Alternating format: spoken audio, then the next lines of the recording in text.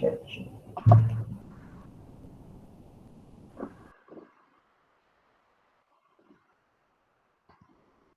Qualquer coisa é só falar.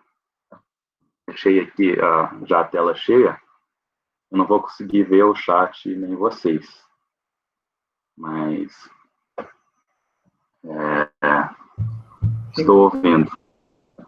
Fica sossegado que se o pessoal escrever alguma dúvida no chat ou o que for, e que obviamente seja condizente, a gente vai estar te repassando as informações. Então não fica preocupado não, que a gente já pensou nisso. Beleza. Valeu.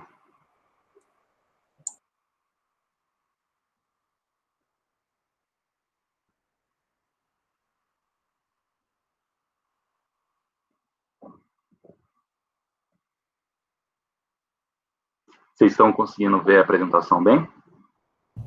Tá tudo certinho aqui para mim. Tá. Passando bem, né?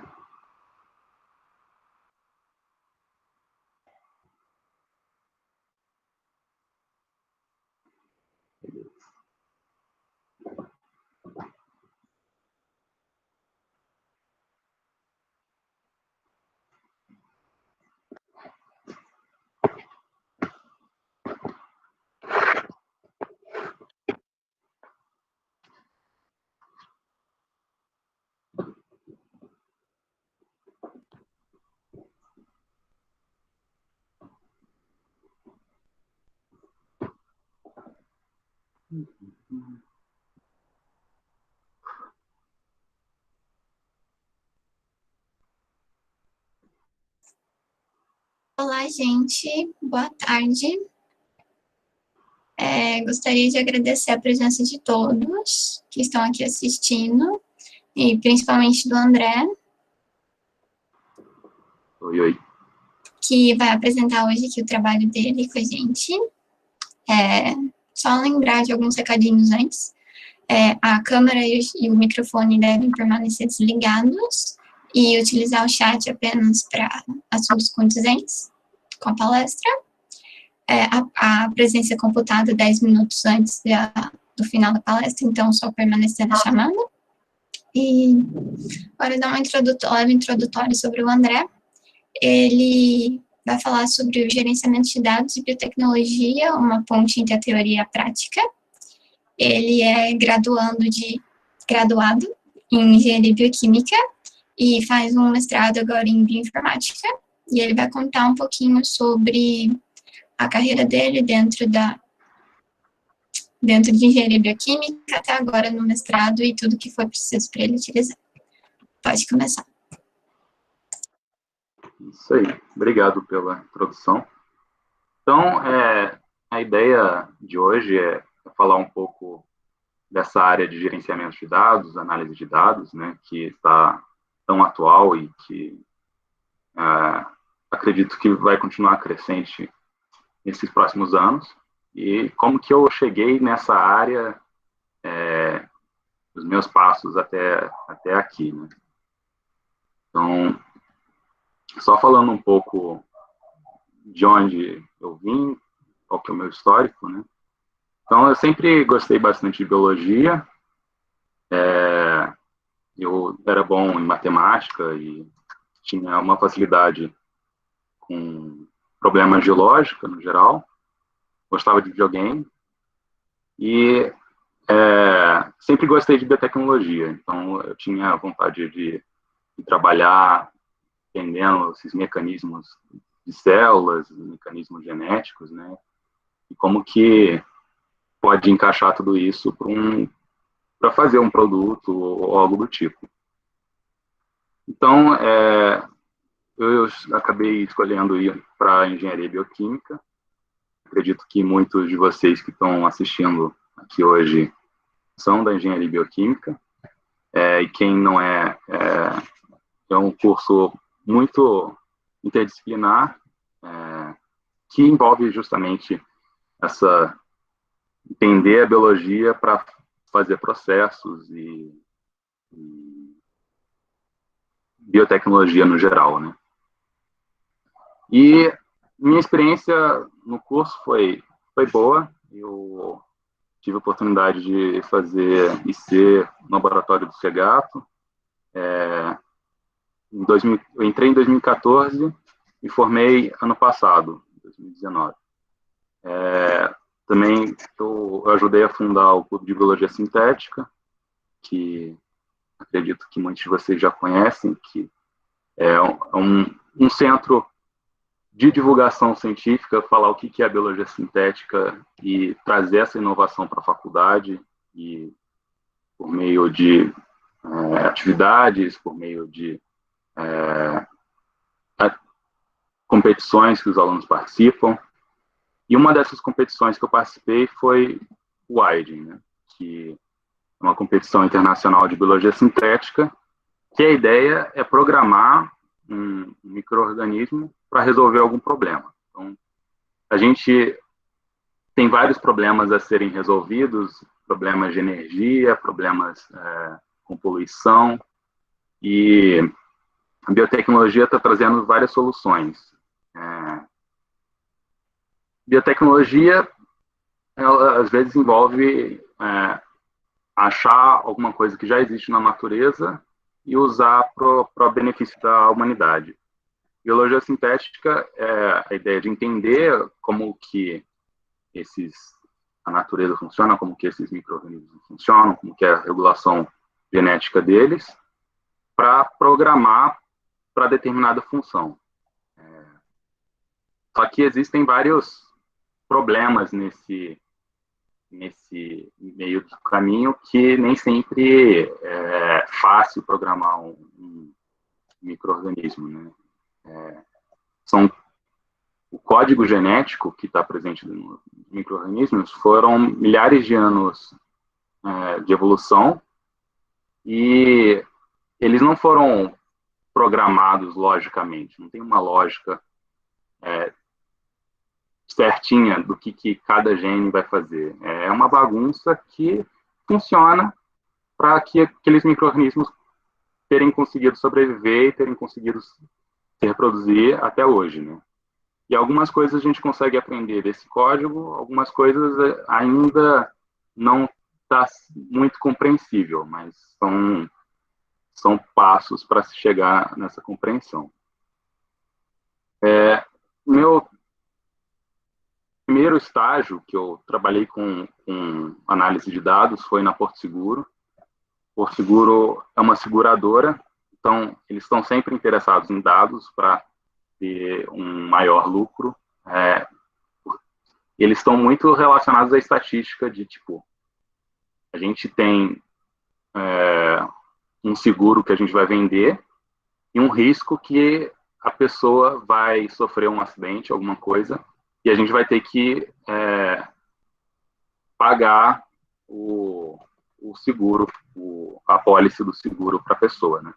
Então, a ideia da seguradora é sempre que o risco seja da pessoa sofrer um acidente seja menor do que ela continuar sem nenhum acidente pagando o seguro.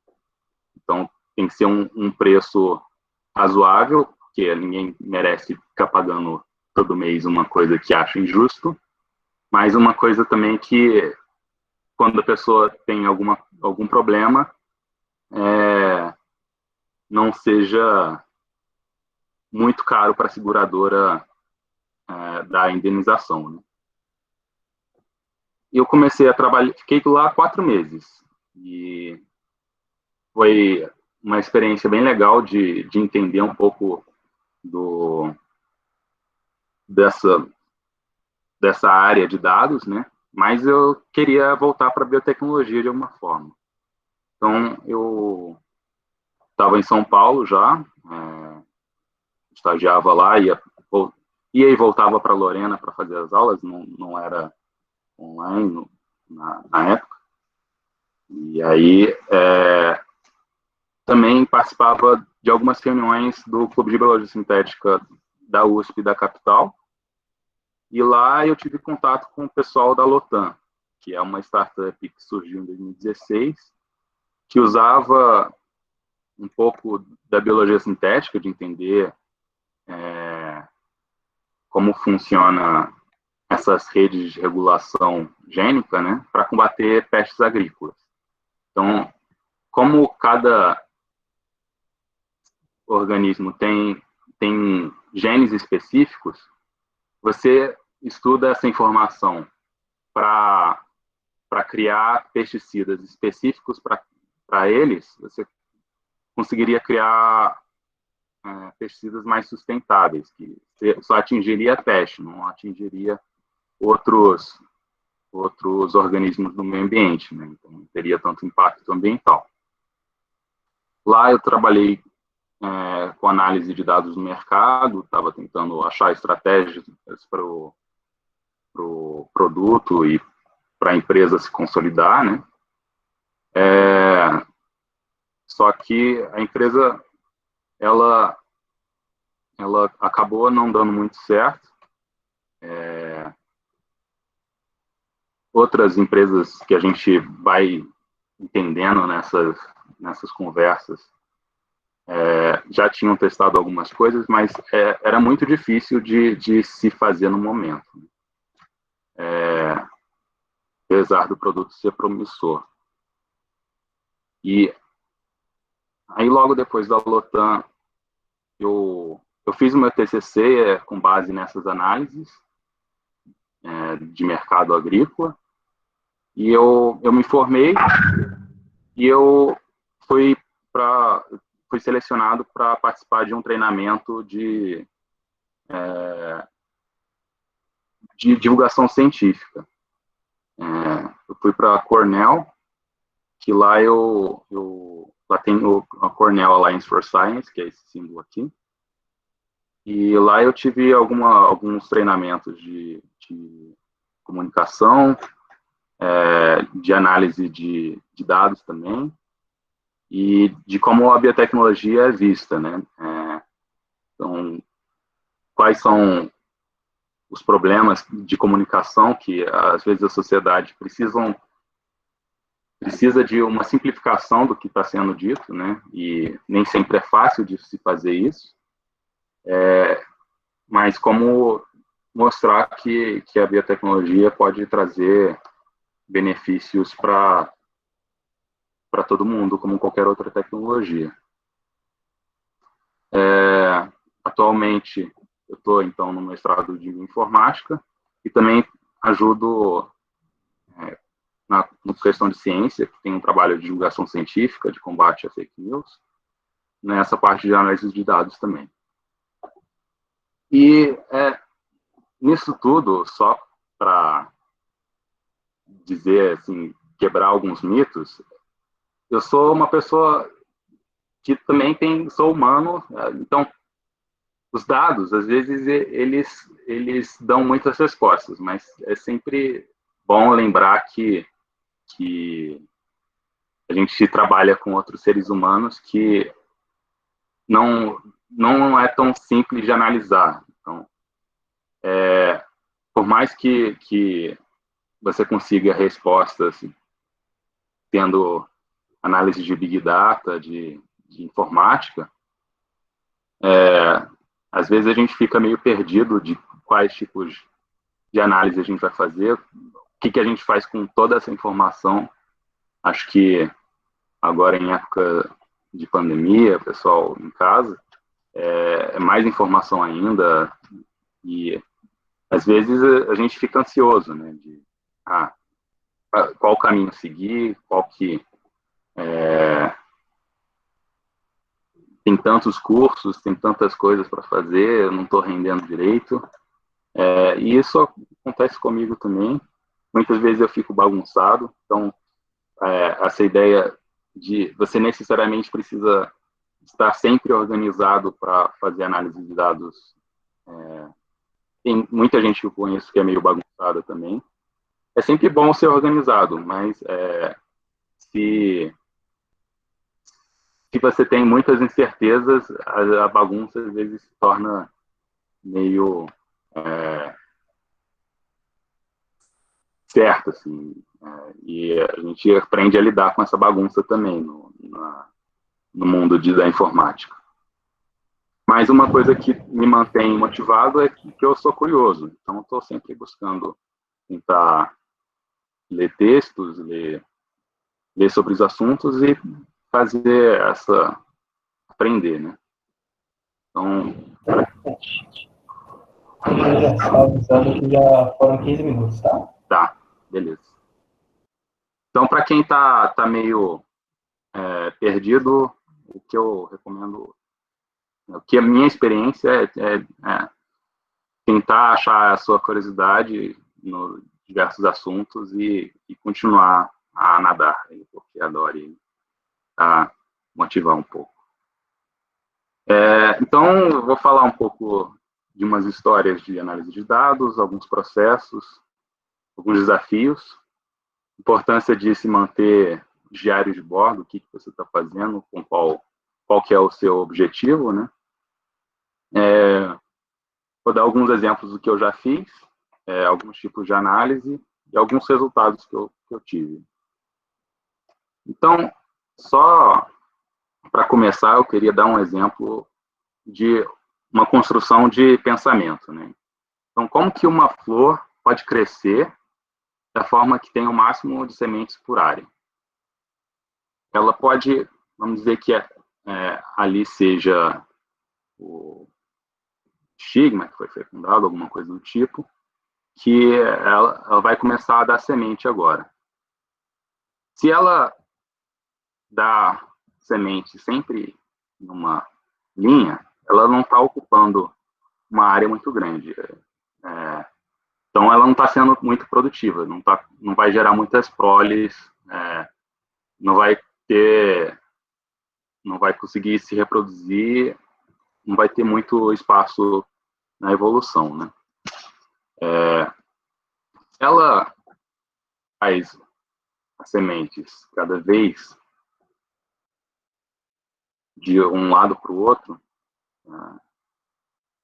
a volta que ela dá para colocar uma semente metade de um círculo, ela vai continuar em uma linha, mas pelo menos está se espalhando para os dois lados, mas a área ainda é pequena. Ela faz um terço, ela já está aumentando a área, mas ainda você cria esses braços, né, de espalhamento de sementes. Ela faz um quarto, também está criando linhas. Se for um número irracional, que não seja dividido em frações certinhas, esse espalhamento de sementes. Vamos dizer aqui 1 sobre π.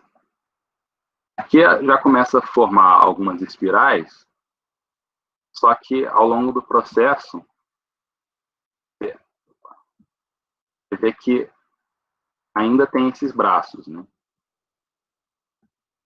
E se você fizer uma proporção que consiga rodear o miolo, mas não seja uma fração exata, né? Esse seria o irracional perfeito, né? O número de ouro. Isso foi observado em vários padrões da natureza. E no meu caso do girassol, por exemplo, ele é o melhor método de se ocupar esse círculo com o máximo de sementes. Por que isso?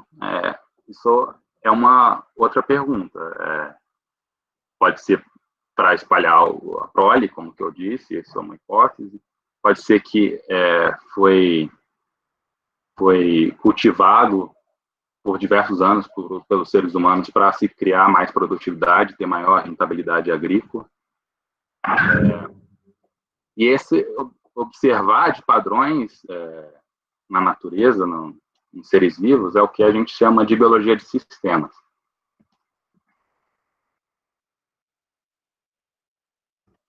Então, aqui, só dando uma ideia do potencial que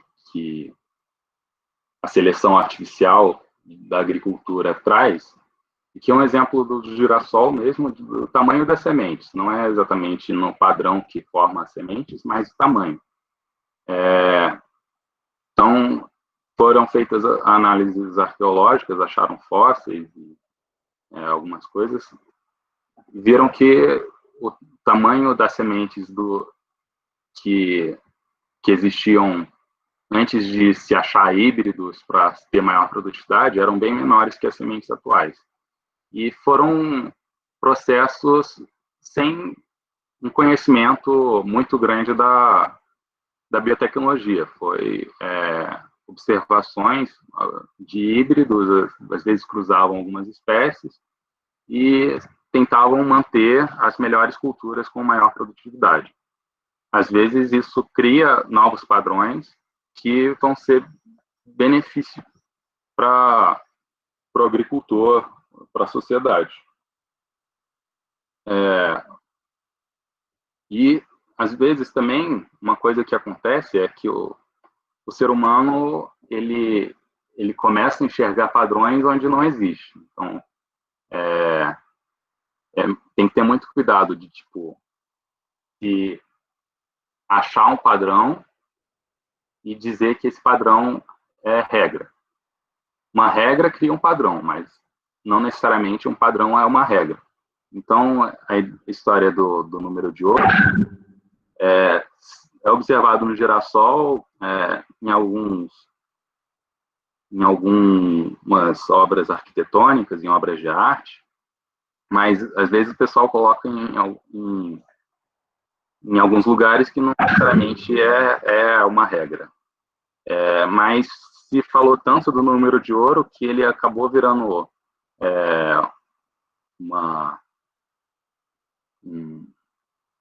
um padrão para o pessoal que mexe com design e algumas outras coisas, que eles tentam usar essa proporção. Então, o design do cartão de crédito, por exemplo, se você for ver, foi criado com esse objetivo, mas porque alguém colocou um padrão. Então, como eu estava falando antes, quando se observa estruturas que seguem determinadas regras, padrões são encontrados. Da mesma forma, é possível aplicar regras para tornar uma estrutura padronizada. Agora, observar padrões não necessariamente existe uma regra. Então, quando você trabalha com análise de dados, você tem um conjunto de dados, você tenta achar informações, tenta conectar essas informações de alguma maneira para dar algum insight, algum conhecimento, mas observar padrões que não explicam nada, aí você já está criando uma teoria da conspiração, ou algo do tipo. Então, tem que tomar cuidado quando se faz isso. E uma das coisas de se analisar dados é como que você anota esses dados. Então, desde a antiguidade, os seres humanos já tentam registrar aquilo que está sendo feito, registrar regras, e isso é uma forma de se criar um padrão ou de permanecer, criar um registro, simplesmente. Então, aqui eu estou dando um exemplo do Código de Hammurabi, a Biblioteca de Alexandria, e que é o que a gente já tem no século passado. Aqui é o Bill Gates mostrando que um CD-ROM consegue conter de informação. Então, os dados, eles vão sendo armazenados, só que eles têm vulnerabilidades também. Então, você registrar um pedaço de pedra que, no caso, conseguiu persistir por milhares de anos, mas muitos dados foram perdidos também. A Biblioteca de Alexandria queimou. Aqui, esses papéis, muitos não existem mais. Foi passado para CD-ROM e hoje em dia existem informações na nuvem. E na bioinformática, a maioria das informações estão na nuvem. Elas são obtidas por dados de sequenciamento. Então, tem laboratórios que são especializados em sequenciar organismos. Então, eles fazem extração de DNA e armazenam esses dados em bancos de dados. Normalmente tem um servidor próprio para armazenar e outras pessoas conseguem consultar.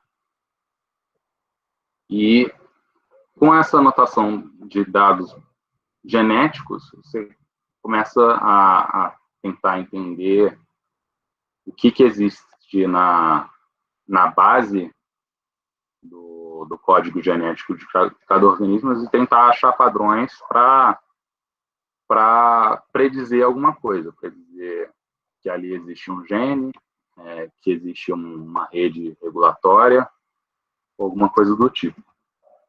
E existem vários bancos de dados.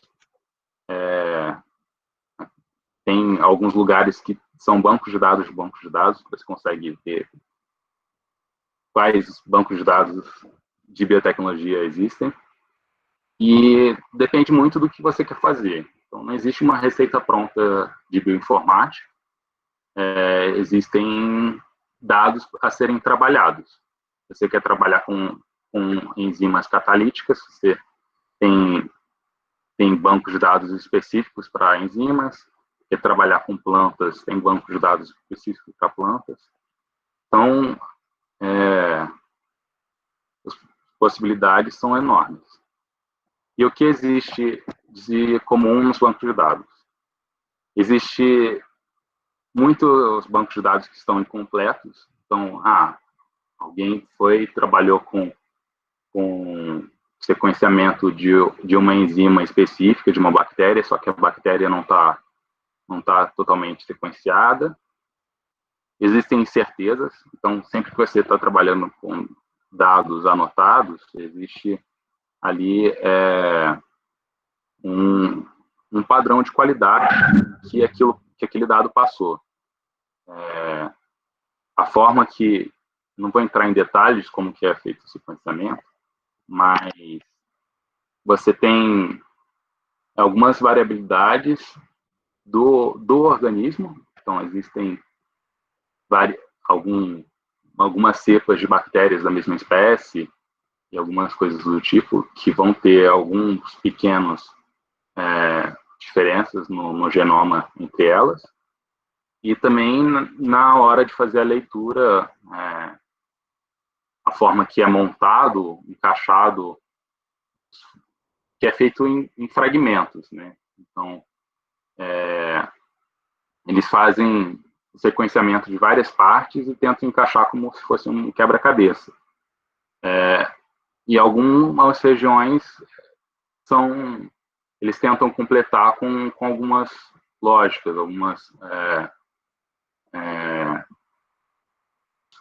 às vezes eles veem o banco filogenético com espécies parecidas para ver onde que encaixa melhor. E está melhorando também, em geral, como que é feito o sequenciamento para ter cada vez mais certeza.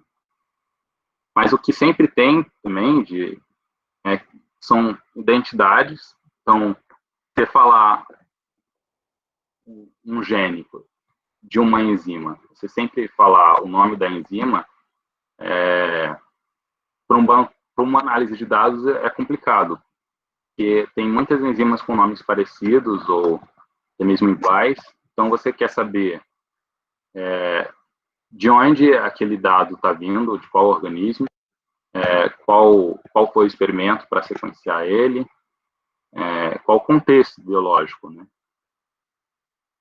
Estão sempre sendo atualizados esses dados. Então, você tem, às vezes, mais de uma versão de uma anotação de gene, ou uma enzima que é da mesma família, só que tem mais de uma origem, mais de uma espécie que produz ela. Então, eles vão colocando nesse banco de dados. Tem as referências de onde trabalho, o artigo que fala, que sequenciou esse gene, ou alguma coisa do tipo, para que ele foi usado. E o que existe mais é dados a serem processados, tentar fazer comparações entre os genes e tentar obter algum insight, uma melhoria do processo, melhor forma que ele pode ser expresso, alguma coisa do tipo. E várias maneiras também de se tentar fazer previsões. Então, se você consegue achar uma enzima nova, por exemplo, você tem ali no banco de dados uma informação genética, você pode tentar fazer a previsão de como aquela enzima vai se dobrar para formar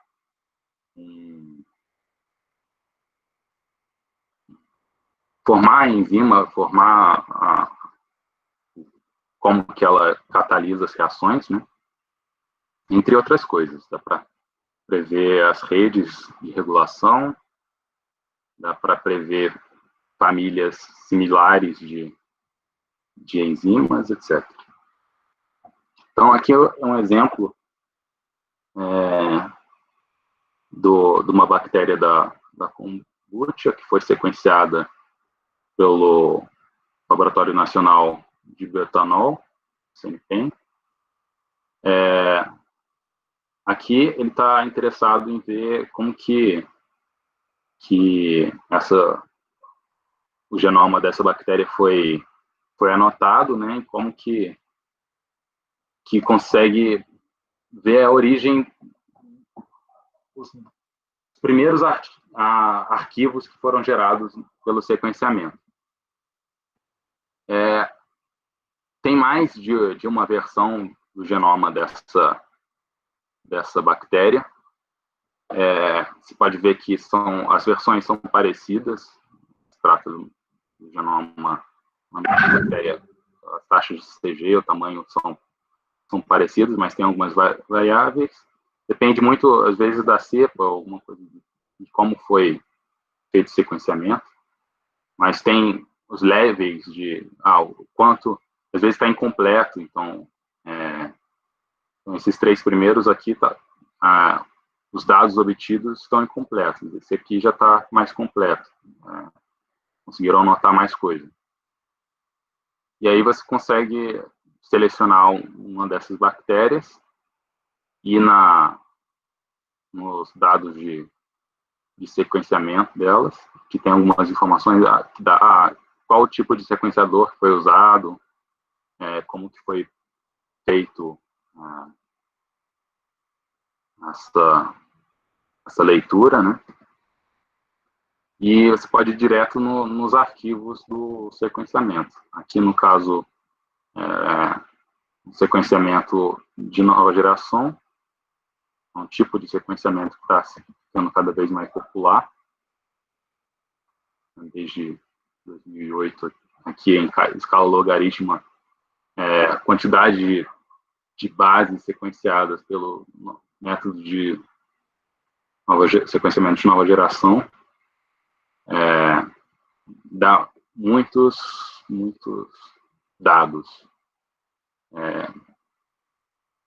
E para obter os arquivos da sequência, ATCG, GC, sei lá, você pode ir e ver,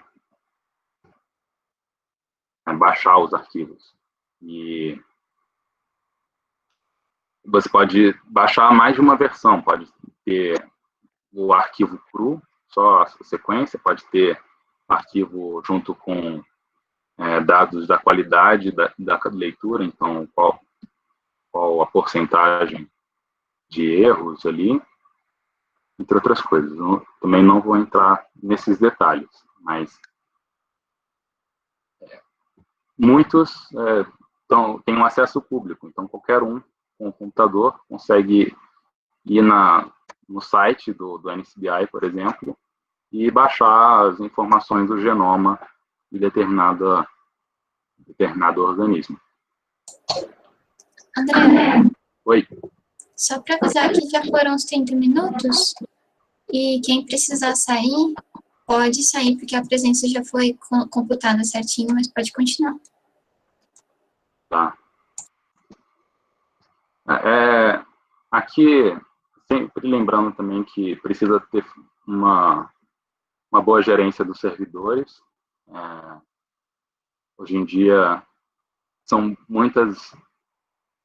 muita gente procurando informações, tem robôs na internet também, então, às vezes aparecem algumas anormalidades de quem pede acesso ao servidor, de quem tenta. Então, aqui eu estou dando um exemplo, no caso da vacina, os dados não eram públicos e muita gente tem interesse de fazer a vacina da Covid primeiro. Quem conseguir fazer a vacina primeiro vai conseguir mais créditos, né, e mais dinheiro, né? Então, todo mundo vai querer comprar. E as pesquisas, vários países têm uma rede de pesquisa, foi investido muito dinheiro, que eles pretendem ter o direito sobre a informação gerada ali. Então, nessa busca, nessa ansiedade por uma vacina, às vezes também tem as redes de hackers que tentam obter as informações, ou às vezes, inclusive, atrapalhar as pesquisas do outro para tentar chegar na frente. Então, eu acho que o problema nem é o acesso à informação simplesmente, mas o caso de bloquear o acesso, interromper, deletar algum arquivo, algo do tipo. Aqui é um banco de dados que eu uso no laboratório. Eu estou trabalhando com cana-de-açúcar, então tem o SuccessFan, que é uma base de anotações do genoma, do transcriptoma, entre outros. Para um pouco falando dessa privacidade, a gente tem uma área aberta que as pessoas conseguem entrar como guest, mas também você pode registrar, você vai ter mais acesso a mais dados e a gente tem mais controle de quem está acessando o quê. Aí a gente consegue ter maior proteção dos dados. Uma coisa para não se perder nisso tudo e tentar manter uma rotina saudável com a quantidade de informação é manter um diário de bordo, de tipo, o que eu estou fazendo, para onde eu vou, e tentar organizar o máximo possível para se organizar. Cada um tem um sistema, né?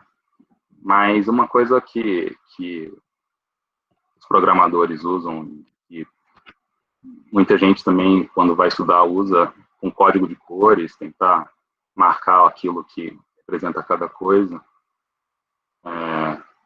que é mais fácil de se achar. Aqui são uns exemplos do que dá para fazer com R. R tem várias bibliotecas que você consegue baixar, trabalhar um pouco com diferentes algoritmos, diferentes dados também. O R é uma linguagem de programação que é muito usada por estatísticos. E matemáticos também é muito muito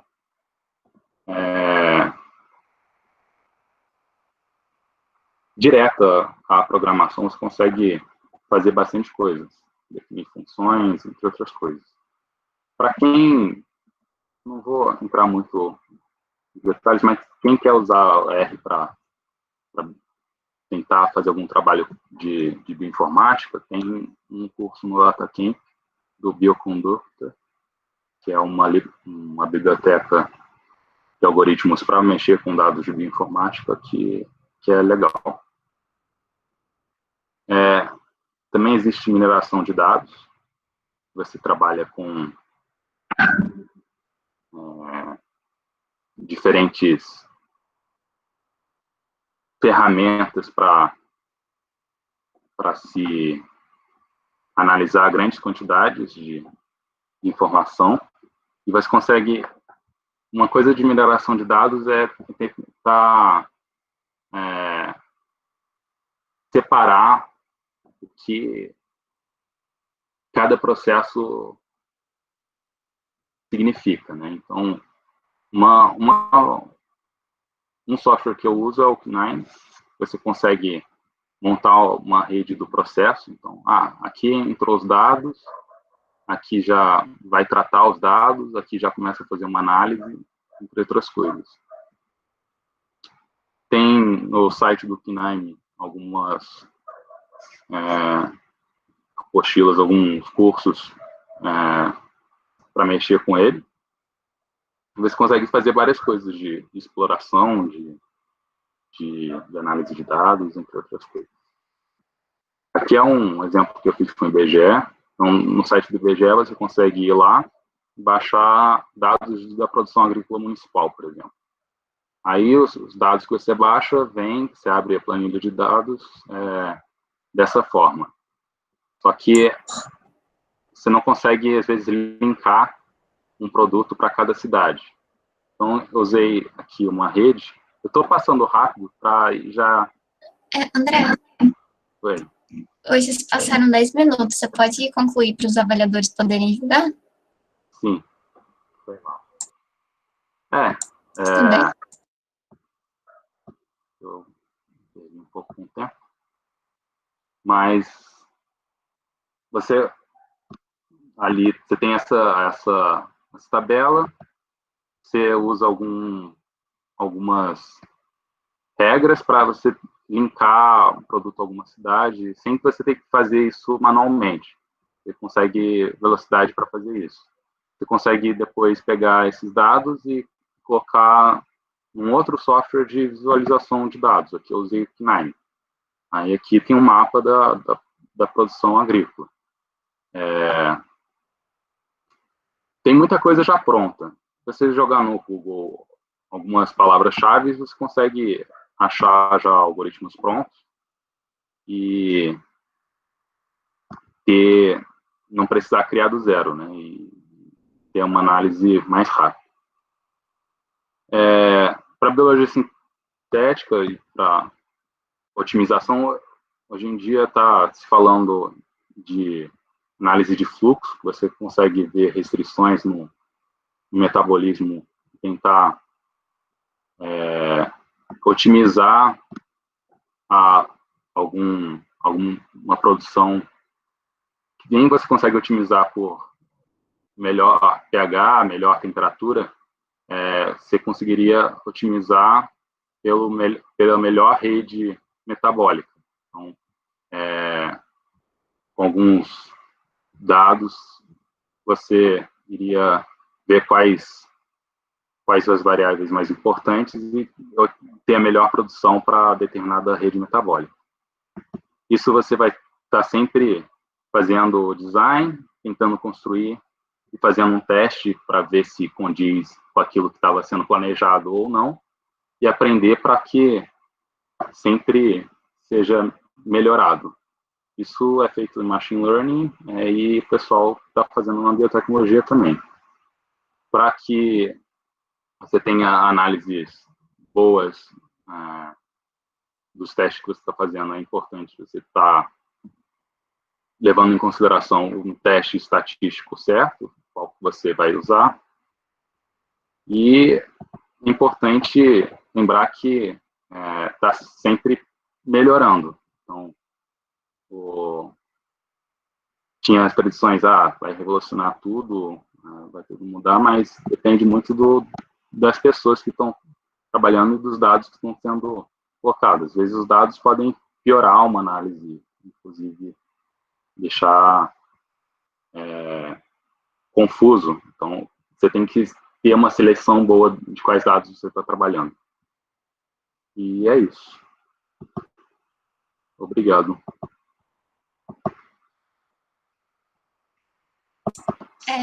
Agora eu tenho uma pergunta aqui no chat, que gostaria de agradecer a apresentação, e eu vou ler ela.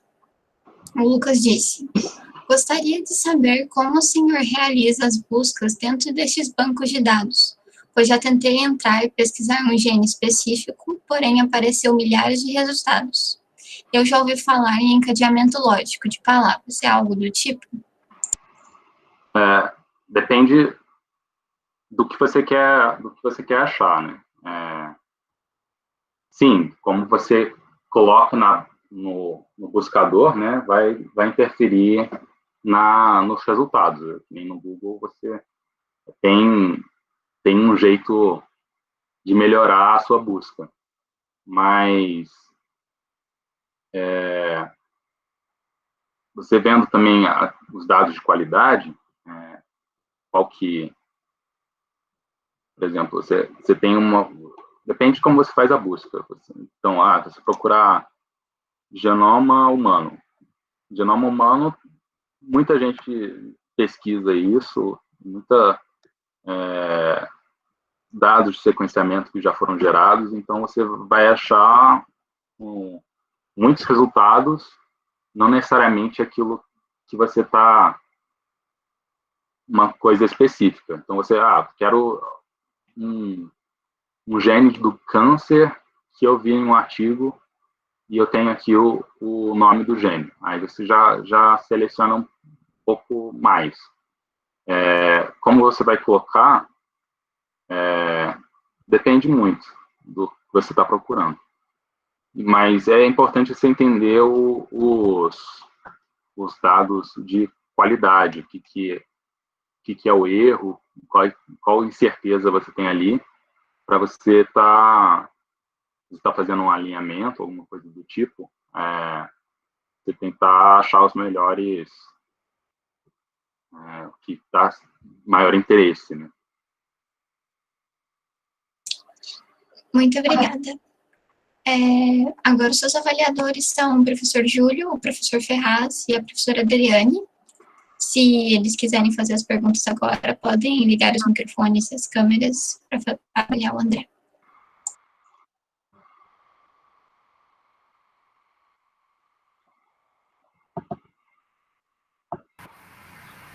Oi, André. Vou perguntar, então, parabéns aí, primeiramente, pela apresentação. Então, você mencionou, durante a sua apresentação, o SUCEST, né? Você trabalha com esse banco de dados no seu mestrado? Sim, eu estou trabalhando, a ideia é fazer uma análise de promotores e ver quais os fatores de transcrição que estão relacionados para determinada expressão de algum gene, principalmente genes ligados à resistência seca para câncer. Então, tem alguns genes que já foram avaliados de ter esse papel de dar maior resistência seca, dependendo da arquitetura, de como esses fatores de transcrição se ligam no DNA, você tem uma diferente expressão. Eu estou tentando entender a lógica disso, para ter melhores expressões dos genes relacionados à seca e deixar uma cana mais resistente para o futuro. Aí. Tá, só completar a pergunta, esses dados, então, parcialmente são disponibilizados, mas não todos, né? Não é à medida que vocês vão gerando, esses dados vão sendo disponibilizados, não, é parcial, é isso que eu entendi? Algumas, já tem um artigo do ano passado que disponibilizou o genoma da cana-de-açúcar. Ainda está sendo feito algumas melhorias no processo, mas como eu falei, é sempre atualizado, né? Então, algumas anotações. O problema da cana, ela é poliploide, então tem muitas cópias dos genes. Então, às vezes fica um pouco complicado de montar o quebra-cabeça. Tem as partes repetidas e é difícil. Mas já fizeram a primeira versão e então a gente está tentando entender melhor o que representa cada coisa, né? Tá bom, André, muito obrigada. Parabéns, viu? Obrigado. Professor Júlio? Oi, André. Tudo bom? Tudo certo. Assunto muito legal esse que você está trabalhando aí, muito interessante, parabéns aí. Obrigado. E você citou, talvez é uma pergunta mais genérica, não é tão específica aí. Você citou sobre a confiabilidade de base de dados, né? Uhum. Existe alguma ferramenta estatística que você utiliza antes, ou que pode ser utilizada antes, que possa tentar identificar se aquela base de dados tem boa qualidade ou não tem jeito? Para trabalhar com bioinformática, você tem que confiar diretamente na base de dados, não tem jeito de identificar algum possível erro.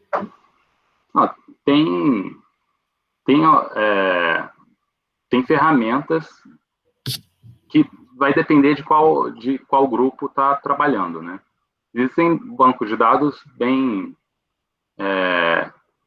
específicos que aquele grupo montou de determinada maneira,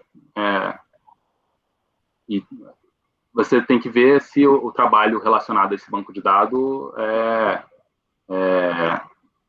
é de boa qualidade. Então, como trabalhos científicos, ele que tem no artigo vai ter determinada qualidade. E aí, mas qual ferramenta exatamente vai depender bastante.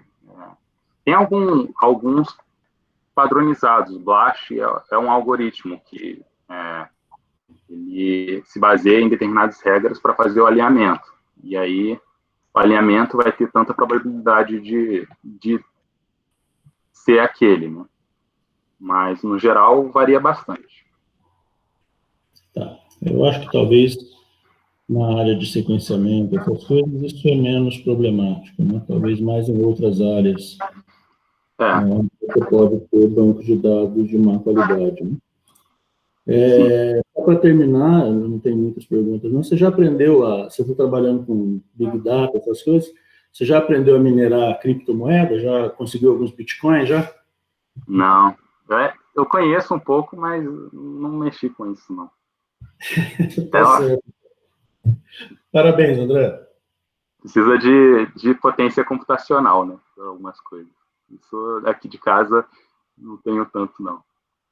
Tá certo, era só uma brincadeira. Até mais, parabéns. Obrigado, Júlio. Gostaria de agradecer... vou ligar minha câmera.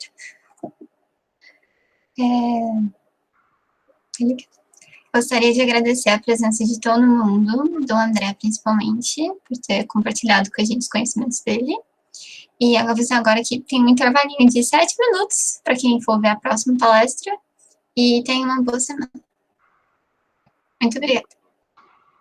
Quem tiver dúvidas sobre a apresentação, queira ver alguma coisa específica, pode entrar em contato, que eu tento responder, pelo menos. Eu vou estar disponibilizando o e-mail do André via grupo da SBI. Então, para todos que estiverem interessados, é só seguir o e-mail de contato. Isso.